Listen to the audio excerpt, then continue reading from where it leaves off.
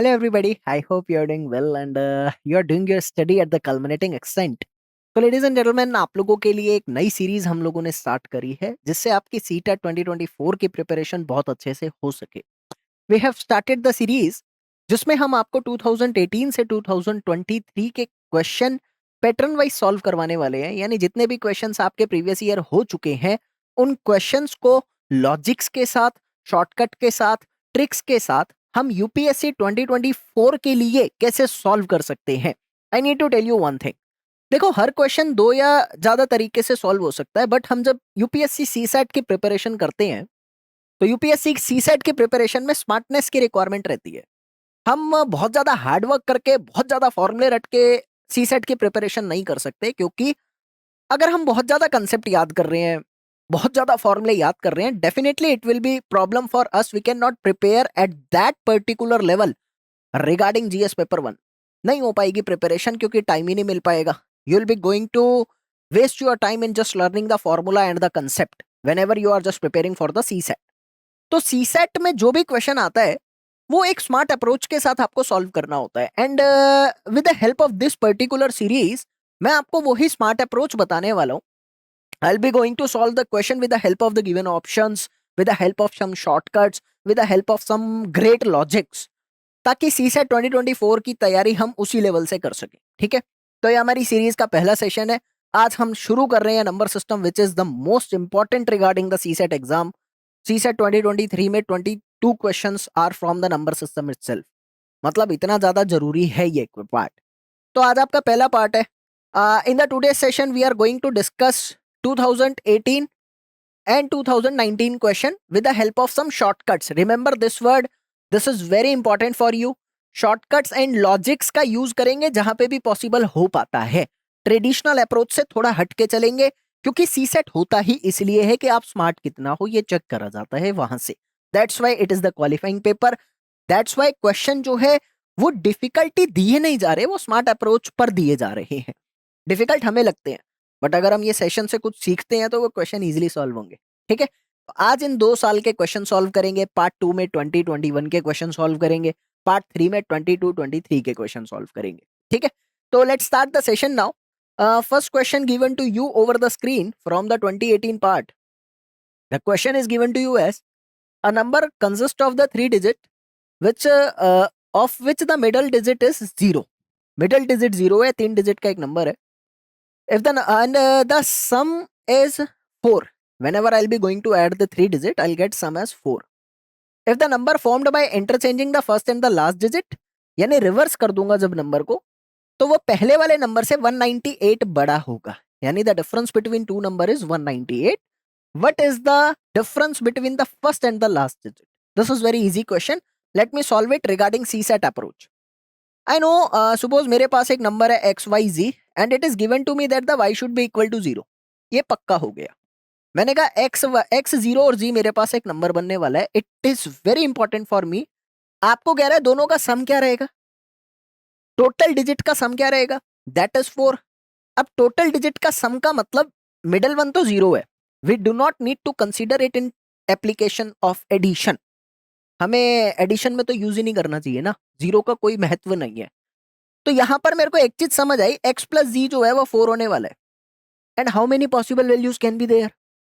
It can be 2 और 2, it can be 1 और 3। उसके अलावा कोई पेयर पॉसिबल नहीं है। 4 लाने के लिए मेरे पास एक ही पेयर पॉसिबल है, या तो इट कैन बी 2 2 या it can be 1 3। I am saying my dear student that अगर मैं 2 2 रखता हूं, अगर 2 2 रखता हूं तो 202 में तो मुझे पता है इंटरचेंज अगर मैं करता हूं इसको, ये 2 यहां आ गया, ये 2 यहां आ गया, तो डिफरेंस तो 0 आ जाएगा। Difference will be 0। It can not be the possible values of first and last digit. ये पक्का समझ में आया, क्योंकि डिफरेंस है 198, 0 नहीं है। ये कंसेप्ट ही खत्म हो गया। Now I am having only the values, possible values of the first and the last digit is 1 and 3। आपको पता लगा सिर्फ यही पॉसिबल है और कुछ है ही नहीं।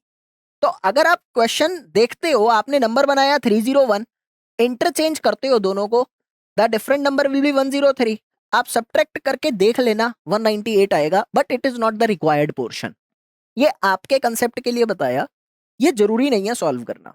मुझे पता लगा कि possible values for x and z, first and the last digit is 3 and 1, ठीक है। अब 3 एंड 1 का पूछा क्या है आपको? The question is asking me about the difference of the first and the last digit. What is the difference between these two? Obviously 2. Hence option number B is the correct answer. Are you getting the logic? I can solve it in the traditional approach as well. समझाने में थोड़ा सा time लग रहा है, but I am damn sure when you will be going to solve this question by yourself, then you will be going to solve it in 20 or 25 seconds. That is important. तो CSET approach से ये question मैंने बहुत आसानी से solve किया. Okay, so question number 2 from the 2018 is given to you. The expression is given to you and you need to find what can be the value of dot.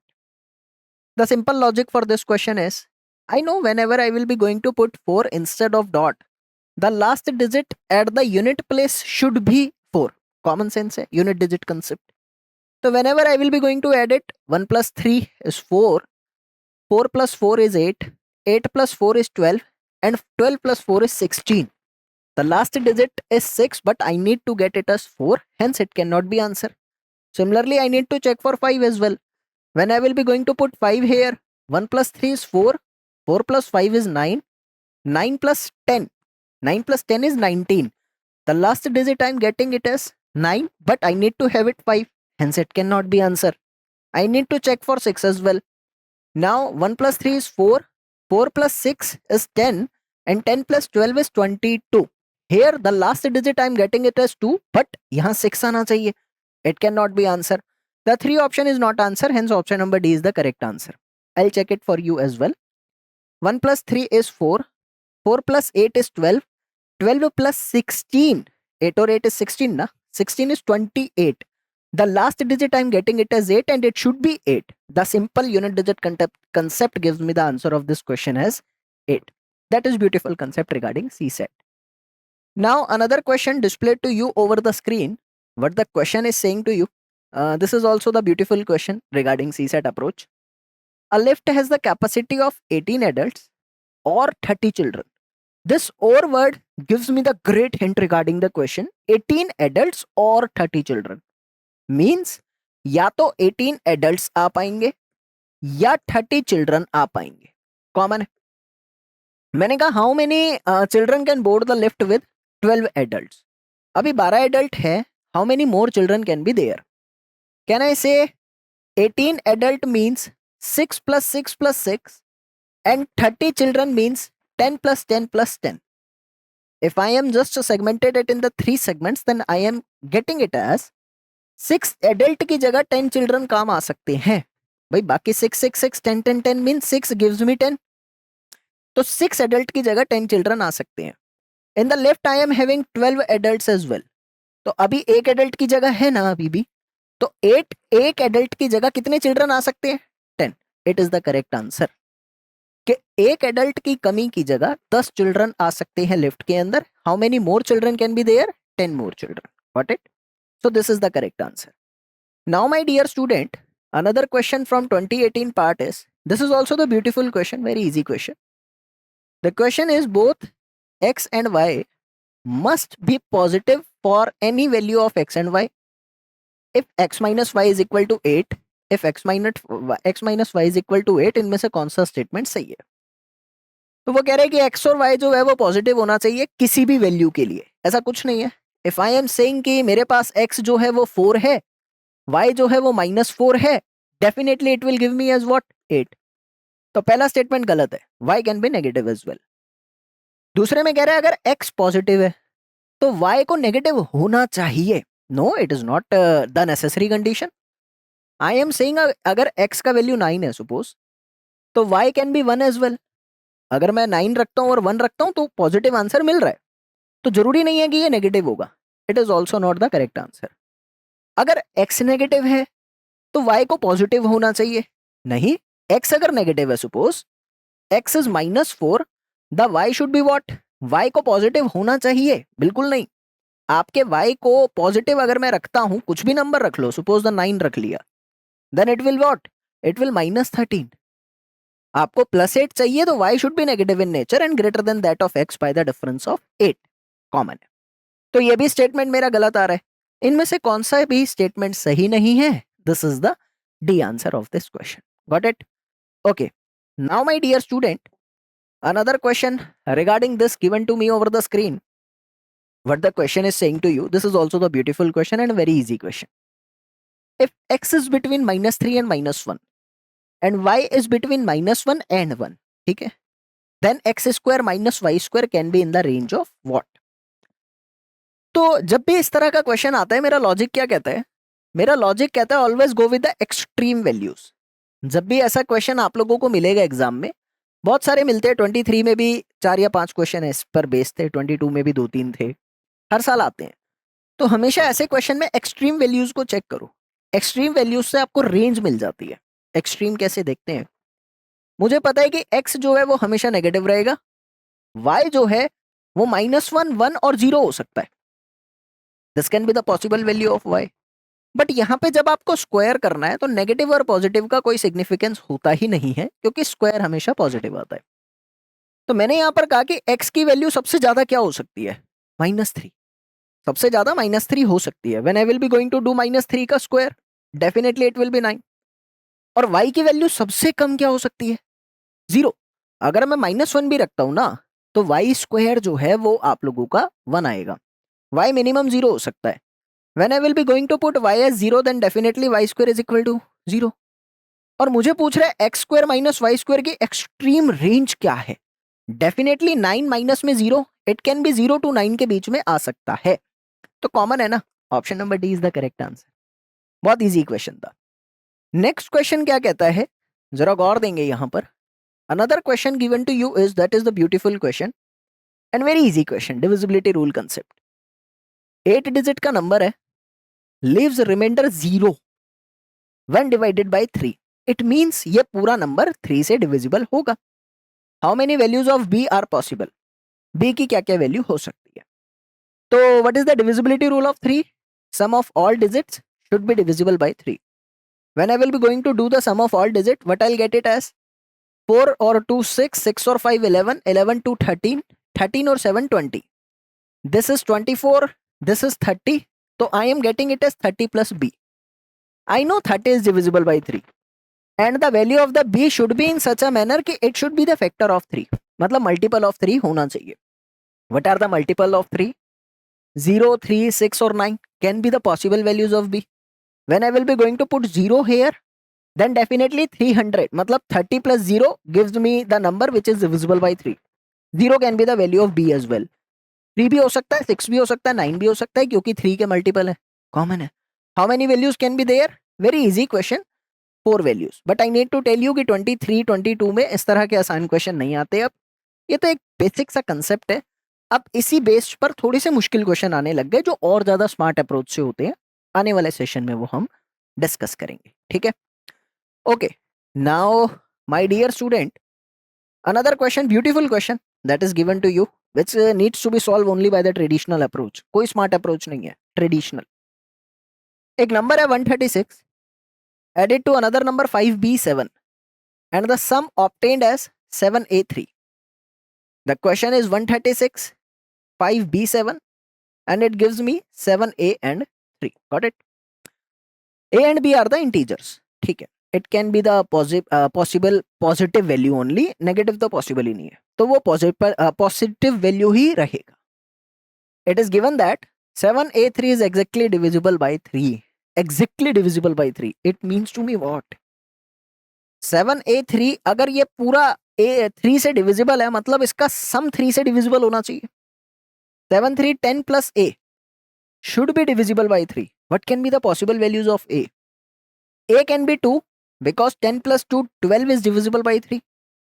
a can be 5 and a can be 8। उसके अलावा कुछ नहीं हो सकता, because 10 plus 2 12, it is divisible by 3। 10 plus 5 15, divisible by 3।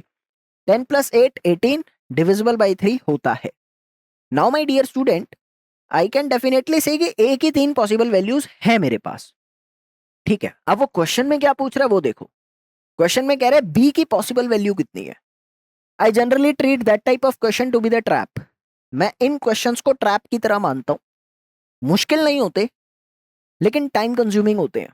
तो मैं अगर CSAT का पेपर देता हूं या मेरे स्टूडेंट्स को मैं भेजता हूं पेपर सॉल्व करने के लिए, तो मैं जनरली यही कहता हूँ कि इस तरह के क्वेश्चन को हम लास्ट में सॉल्व करेंगे, क्योंकि स्टार्टिंग में टाइम कंज्यूमिंग क्वेश्चन है, आपका टाइम और कैलकुलेशन दोनों लगेगा, कॉन्फिडेंस लो होता है। तो स्मार्ट अप्रोच क्या कहती है, इस तरह के क्वेश्चन लास्ट में करेंगे। खैर अभी सॉल्व करते हैं। यहां पर आया 258, कुछ भी हो सकता है। I need to check for every number and what can be the possible values of B. अगर मैं ए को 2 रखता हूं सपोज, तो 7 and 6 इज 13, 13 का 3 आ रहा है, that is okay with me, and the carry over should be 1। 4 answer आ रहा है, and for that to be 2 B should be 8, for that to be 2 B should be 8।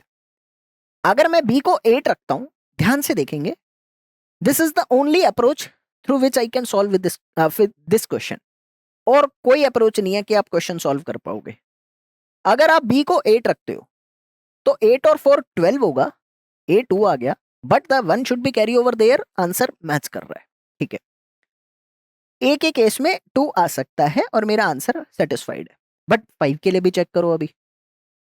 If I will be going to check it for 5, can I say कि यहां अगर मुझे ए को 5 चाहिए, then definitely 1 carry over जाएगा ही जाएगा। 4 में क्या ऐड करूंगा कि 5 आ जाए? 4 में 1 ऐड करूंगा तो 5 आना चाहिए। It can be the possibility only. Now B should be equal to 1। अगर b को 1 रखता हूं, then it will give me 6, but it needs to be 7। Hence a can not be 5। a 5 नहीं हो सकता। Now I need to check it for 8 as well. If I need to put a is equal to 8, then can I check? 4 तो आएगा ही आएगा, वो carry over करके 4 तो आया। b should be equal to 4। Only the possible value for b can be 4 to get me a as 8। तो b को अगर मैं 4 रखता हूं, उसके अलावा कोई वैल्यू आपको 8 नहीं देगी, आप करके देखेंगे।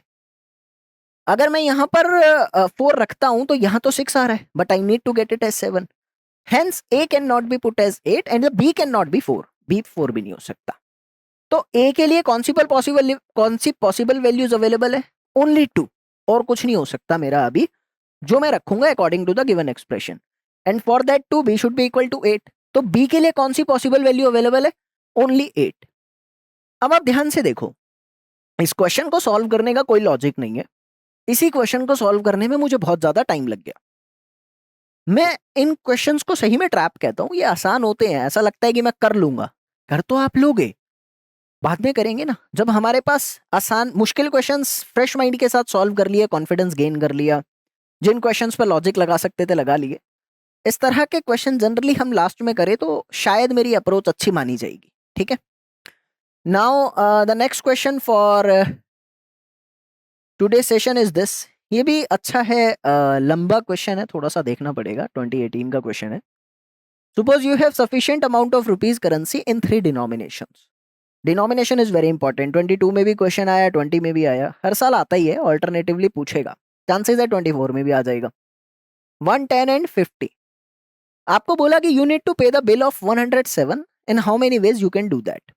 क्या देखते हैं, बना के केसेस देखने पड़ेंगे। I am saying my dear student that कितनी तरह से बना सकता हूँ। 50 से स्टार्ट करते हैं, पैटर्न कैसे बनाते हैं वो आपको सीखना है यहाँ पर। अगर मैं 50 के 2 नोट रखता हूँ तो 100 रुपीज तो यही हो गए।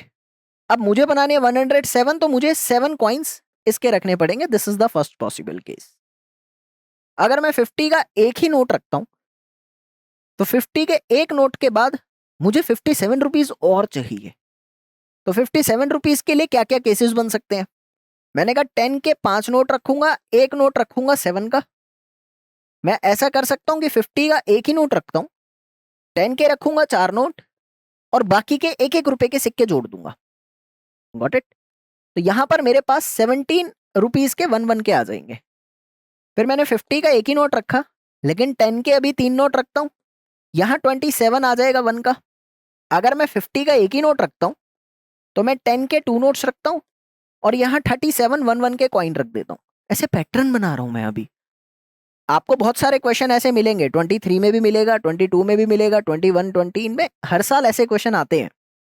और अगर मुझे पैटर्न पता है ना, तो मैं आराम से सॉल्व कर पाऊंगा, वरना मैं फंस जाऊंगा, मेरा क्वेश्चन गलत हो सकता है। तो ऐसे पैटर्न वाइज हमको सॉल्व करने हैं। 23 में देयर वर नियरली 6 और 7 question that are based on these pattern. Pattern clear है तो क्वेश्चन सॉल्व होगा। 50 इंटू 1, फिर एक नोट 10 का रखा, और 47 रुपीज मैंने ऐसे कर दिए। क्लियर है, एक पैटर्न ये बना। अब मैं कह सकता हूं कि 50 का कोई नोट नहीं रखना चाहता, सब ऐसे ही चलेगा। तो अगर मैं 50 का कोई भी नोट नहीं रखना चाहता, only the 10 and 1 can be there, तो मैंने कहा 10 नोट रख सकता हूं मैं 10-10 के, और 7 रुपए मैं ये रख सकता हूं। फिर 10 नोट रखूंगा 9 के, और फिर 17, ऐसी 10 नोट 8 के और आगे, फिर 7 के रखूंगा और आगे का 37 रुपीज, फिर 6 रखूंगा 10 नोट, फिर 5 रखूंगा, फिर 4 रखूंगा, और प्लस में 1-1 रुपए के सिक्के रख रहा हूं मैं। देन मेरे पास 3 के 10 नोट 3 के रखूंगा, देन 10 नोट 2 के रखूंगा, और देन 10 नोट 1 का रखूंगा, और 50 का कोई भी रुपीज नहीं रख रहा, 50 ऑलरेडी यूज कर चुका हूं। ठीक है, how many cases can be there? 1 2 3 4 5 6 7 8 9 10 11 12 13 14 15 16 ऐसा आया। अब क्या हो सकता है? ऐसा भी तो हो सकता है कि मैं 1-1 रुपए के ही सारे सिक्के दे दूं। हाँ, तो मैं ऐसा भी तो कर सकता हूं कि 107 इंटू 1, ये भी मेरे पास एक पॉसिबिलिटी बनती है, बन रही है। और ऐसा भी तो हो सकता है कि मैं 50 के नोट्स रख रहा हूं, 50 का एक नोट रखा, 10 के नोट रखे मैंने, देन 50 के नोट्स के साथ पॉसिबल बना दी। और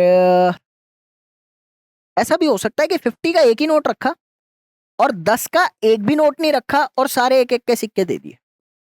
तो पैटर्न मैंने बनाया, टोटल कितने केसेस बने मेरे? 18। अब आपको मैं एक बात बताना चाहता हूं कि this is very easy question, everybody knows, लेकिन ये ट्रैप है। आप ध्यान से सुनो, अगर आप ये केसेस बना रहे हो तो आपको पक्की पॉसिबिलिटी है कि केस भूल भी सकते हो। पैटर्न समझा है तो बन जाएगा, लेकिन पैटर्न नहीं भी पता या पता भी है तो there can be the chance कि टाइम तो बहुत ज्यादा कंज्यूम हो रहा है और क्वेश्चन गलत होने के चांसेस हैं। आसान है, नॉट सेइंग मुश्किल है, लेकिन जब भी ऐसे क्वेश्चन आए तो हमें लास्ट में ही प्रेफर करने हैं। These are the kind of traps. ठीक है, आगे क्वेश्चन लॉजिक वाले मिलेंगे आपको। तो अगला क्वेश्चन क्या कहता है आप लोगों को, तो इसका आंसर भी आया था, ये भी एक अच्छा क्वेश्चन है, बहुत प्यारा क्वेश्चन है, इसको समझेंगे। ये कह रहा है कि अगर मैं 1 से 1000 लिखता हूं तो कितनी बार 5 आएगा, ये क्वेश्चन पूछ रहा है। बहुत आसान क्वेश्चन है। आई नो वन थिंग, अगर मैं 1 2 3 4 5 6 7 8 9 ऐसा रखता हूं तो 1 to 10 के बीच में कितने 5 आ रहे हैं? ऐसा एक 5।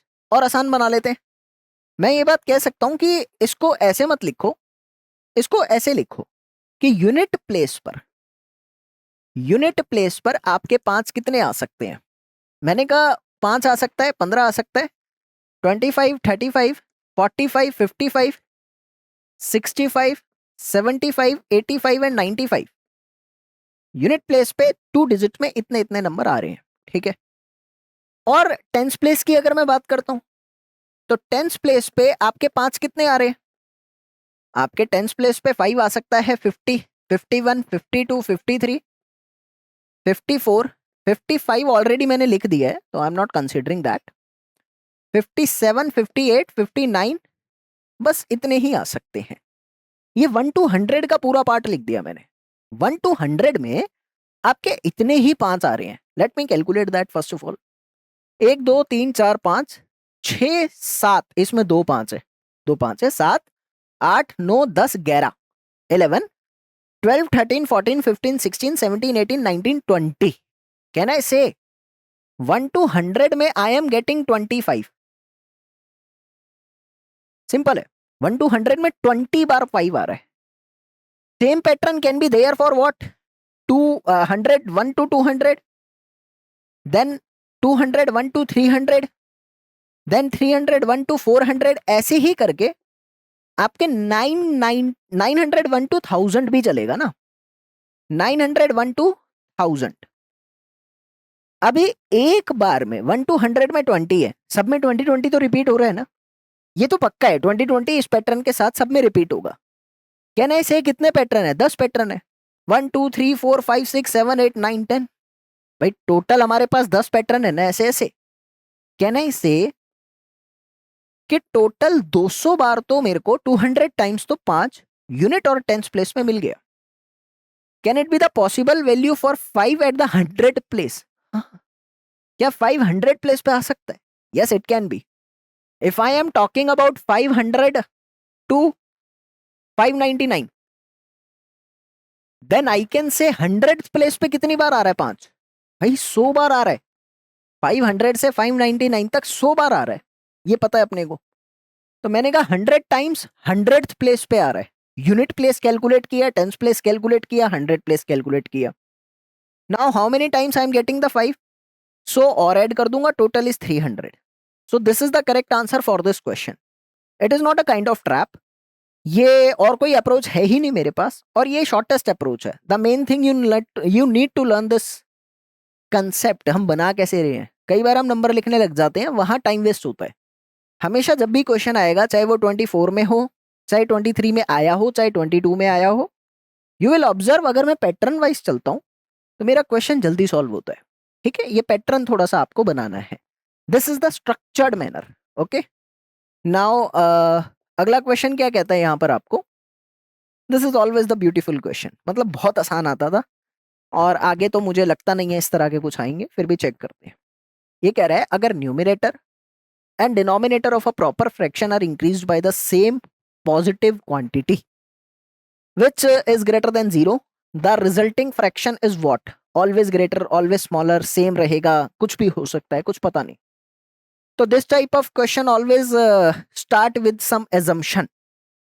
Suppose the fraction is 1/2 और वो कह रहा है कि पॉजिटिव वैल्यू दोनों में ऐड करेंगे। अगर मैं ऊपर नीचे 1 1 ऐड करता हूं, it is 2/3। 1/2 is what? 0.5. 2/3 is what? 0.6. Got it? If I am going to add 1/2 plus 2, 2 plus 1 and 2 plus 2, 3/4. So it is nothing, just equal to 0.7 kuch, 0.75. When I am adding the same positive value to the numerator and denominator, I can check it by some assumption. Then definitely I can say कि हमेशा increase हो रहा है, हमेशा increase हो रहा है। तो I can say ना option number B is the correct answer. Always greater than the original fraction. Beautiful and easy question from the 2018 or 2019 part. Easy है। आगे तो अगला क्वेश्चन क्या कहता है? It is also the basic question, थोड़ा ध्यान से देखते हैं। कह रहा है consider the two statement. Statement based बहुत इंपॉर्टेंट है, हर साल बहुत ज्यादा क्वांटिटी में पूछता है। P and Q both are the prime number, ठीक है। P plus Q is an odd integer, और ये कह रहा है क्वेश्चन ये है, जब भी ऐसा क्वेश्चन आएगा हमें क्या करना है, पहले क्वेश्चन पढ़ लेते हैं, उसके बाद स्टेटमेंट तो आंसर्स है। हमेशा पहले क्वेश्चन पढ़ना, स्टेटमेंट पढ़ते हुए ही आंसर आ जाएगा। तो ये कह रहा है P Q should be the odd integer, ठीक है। पी क्यू ऑड इंटीजर होना चाहिए, ये एन है, एन नहीं है।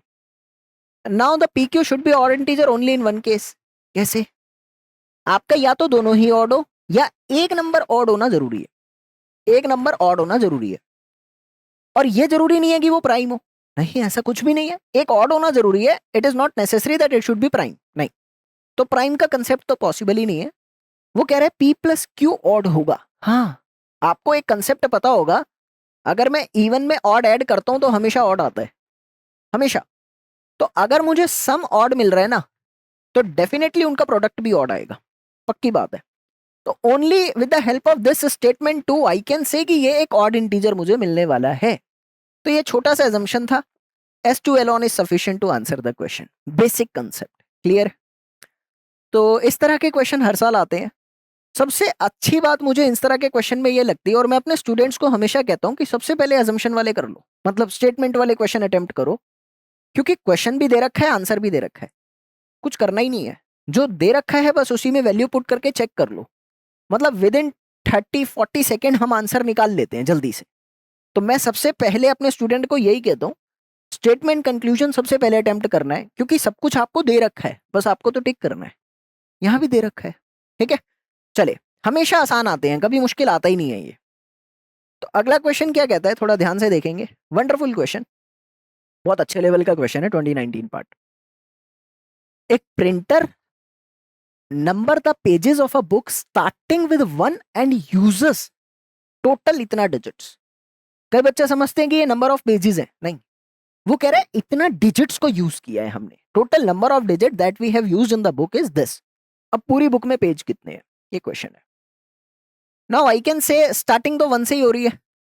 अगर मैं 1 to 9 लिखता हूं, how many digits I have used? 9 digits. 1 to 9 में 9 डिजिट यूज कर ली। अगर मैं 10 to 99 करता हूं, भाई ये तो सिंगल डिजिट हो गई, अब डबल डिजिट की बात कर रहा हूं। 10 to 99 में 90 डिजिट्स यूज कर ली मैंने, कॉमन है ना। आप चेक करेंगे तो 99 में से 10 माइनस करोगे तो 89 आएगा, लेकिन खुद 10 भी तो इंक्लूड हो रहा है। तो टोटल 90 पेजेस मैंने यूज करे, खुद 10 भी तो इंक्लूड हो रहा है। तो 89 प्लस 1 यानी 90 पेजेस यूज करें। अब एक पेज पे 2 डिजिट है, तो 90 पेजेस पे कितने डिजिट यूज हो गए? 180 डिजिट्स यूज हो गए। Now I need to check for 3 digit, 100 to 999, obviously ना। तो how many digits I have use? Total 900। Total 900 pages आ गए, एक पेज पे 3 डिजिट यूज हो रही है, तो टोटल कितनी डिजिट यूज हो गई? 2700। तो मेरे पास अभी 2700 डिजिट्स, 100 3 डिजिट में यूज हुई, 180 दो में, और सिंगल में 9 डिजिट यूज हुई। Total is 2700, 180 and 9। This is equal to 2889। अब ध्यान से देखो, 2889 डिजिट में यूज कर चुका हूं 999 पेजेस तक। मुझे यूज करनी है 3089। बची कितनी है? मैंने कहा 3089 में से 2889 माइनस कर देते हैं, आई विल हैव 200। अभी 200 डिजिट और यूज करनी है, और अब जो मेरी स्टार्टिंग होगी वो 4 डिजिट से होगी। समझो, मेरी स्टार्टिंग कहां से होगी? 4 डिजिट से मेरी स्टार्टिंग होगी, और 200 डिजिट्स मुझे यूज करना है। If I am just starting with the 4 digit, 1000 से स्टार्ट करता हूं। अब हर पेज पे 4 डिजिट यूज हो रही है, तो 200 डिजिट कितने पेजेस में यूज हो जाएगी? 50 पेज में। मैंने कहा 200 डिजिट 50 पेज में यूज हो जाएगी, क्योंकि हर पेज पे 4 डिजिट यूज हो रही है। ठीक है, तो मैंने कहा 50 पेज और लगेंगे, और 3089 डिजिट यूज हो जाएगी। अभी तक कितने यूज हो गए थे? 999। 1 से 999 तक मैंने पेजेस लगा दिए थे, और उसी में 50 पेज और ऐड करूंगा, तो what will be the final answer of this question? 1049। Beautiful question, easy question, beautiful question. अगर मुझे कॉन्सेप्ट नहीं भी समझ आता, लैंग्वेज समझ आती है, तो I can do it. The common thing that a student needs to understand in the language only. यही था। आगे चलते हैं अगले क्वेश्चन की तरफ। Next question is what? Sunita cuts, this is the wonderful question and I will solve it with the help of logics only. Sunita cuts the sheet of paper into 3 pieces. Length of the first piece is equal to the average of the 3 single digit odd prime number. देख लेते हैं। Single digit odd prime number is 3, 5 and 7, और कोई नहीं है। और इनका average क्या होगा भाई? I need to add and divided by 3, the average will be 5। यानी पहले पीस की कितनी लेंथ है? 3 पीस में से पहले पीस की 5 की लेंथ है, ऑब्वियसली ये है। Length of second piece is equal to that of first plus 1/3 of the third. यानी तीसरे पीस की लेंथ अगर L है, तो सेकेंड पीस की लेंथ होगी 5 plus L/3। Got it? And the third piece is long as the other 2 pieces together. यानी third piece कैसा है? दोनों का एडिशन है, दोनों का एडिशन है। ठीक है, मैं लिख देता हूं। यानी 10 प्लस L/3 जो है वो थर्ड पीस है। Got it? L क्या है? Length of the third piece है, लेंथ ऑफ थर्ड पीस है। The question is asking me the length of original sheet क्या होगा। ट्रेडिशनल अप्रोच भी कहती है, मेरी लॉजिकल अप्रोच भी कुछ कहती है, मैं लॉजिकल सॉल्व कर रहा हूं। मुझे एक चीज पता है, एक है 5, एक है 5 प्लस L/3, एक है 10 प्लस L/3। अगर मैं 13 पुट करता हूं, मेरा लॉजिक क्या कह रहा है? अगर 13 पुट कर रहा हूं तो 10 तो यही हो गया यार। बचा हुआ कितना लेंथ है? 3। 13 में से 10 तो यही हो गया, बचा हुआ 3 का लेंथ है, और वो 3 थर्ड में और सेकंड में डिवाइड होना चाहिए। अगर मैं 3 को थर्ड और सेकंड में डिवाइड करता हूं, क्या तीसरे वाले में 10 ऐड हो रहा है? पॉसिबल ही नहीं है ना। तीसरे वाले की लेंथ के लिए कम से कम 10 एक्स्ट्रा होना चाहिए, अदरवाइज तो पॉसिबल नहीं है। तो इन दोनों का एडिशन करूंगा तो 10 आना चाहिए। तीसरे वाले का जो बचा हुआ हिस्सा है मेरा, उसमें 10 एक्स्ट्रा होगा तभी वैल्यू पॉसिबल है, अदरवाइज नहीं है। ये कंसेप्ट है। 13 में तो पॉसिबल ही नहीं है ना, क्योंकि 10 हटाओगे तो 3 बचेगा। 10 से छोटी वैल्यू है, हटा दिया। 16 में 10 हटा दिया तो 6 बचेगा। 6 भी 10 से छोटी वैल्यू है, it can not be the possible value. 10 तो लगाना ही पड़ेगा ना, 5 और 5 तो आ ही रहे, वो पॉसिबल नहीं है। 15 में भी 10 हटाओगे तो 5 ही बचेगा, it can not be the possible value. 30 में से 10 हटाऊंगा तो 20 बचेगा, it is greater than 10 and it can be the possible value of the question. The logic is very beautiful, and we need to solve it by this logic as well. ये आपको और कहीं नहीं मिलेगा। ये बहुत सोचने के बाद कुछ ऐसे लॉजिक दिमाग में आते हैं तो मैं शेयर कर देता हूँ। ये किताब में या कहीं और हर किसी फैकल्टी के दिमाग में सेम लॉजिक नहीं आ सकता, तो आप थोड़ा सा समझने की कोशिश करना, ये आपके लिए जरूरी है। ठीक है, ओके। नेक्स्ट क्वेश्चन क्या कहता है? This is also the beautiful question. कह रहा है कि how many triplets satisfy the given equation 10। बहुत आसान है। x plus Y plus Z should be equal to 6। Now what can be the possible values? मैंने कहा यार z की मैक्सिमम वैल्यू 4 हो सकती है, और इससे ज्यादा तो पॉसिबल ही नहीं है क्योंकि इनकी भी वैल्यू रखनी पड़ेगी। तो मैंने कहा ये 1+1 पॉसिबल है। ठीक है, अब इनसे कैसे बन सकता है? ये मैं कह सकता हूँ तीन वैल्यूज बन सकती है।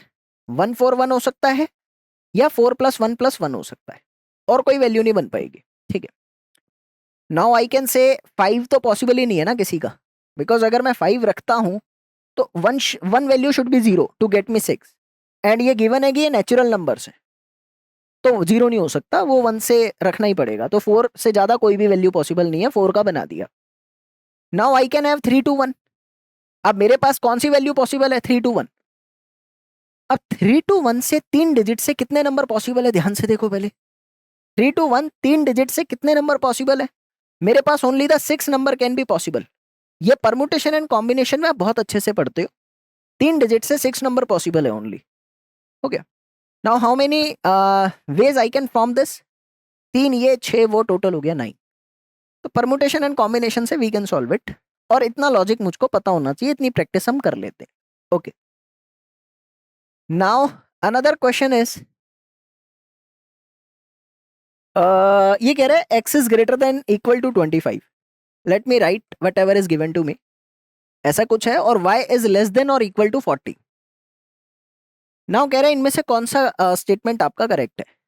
तो question is x is greater than y। No, I can not see that. मुझे एक बात पता है, if I am drawing the number line, this is 25, this is 40, और x जो है वो यहाँ का ही लाई कर रहा है, y जो है वो यहाँ का ही लाई कर रहा है, तो y x से बड़ा है, दिख रहा है मेरे को। और मुझे कह रहा है y minus x is greater then 15। y minus x maximum कितना हो सकता है? इनके बीच का डिफरेंस मैक्सिमम 15 हो सकता है, इससे ज्यादा तो पॉसिबल नहीं है, क्योंकि वो इससे कम है, ये इससे ज्यादा है। The difference can be 15 only. ये भी गलत है। हाँ, 15 के इक्वल या उससे कम हो सकता है।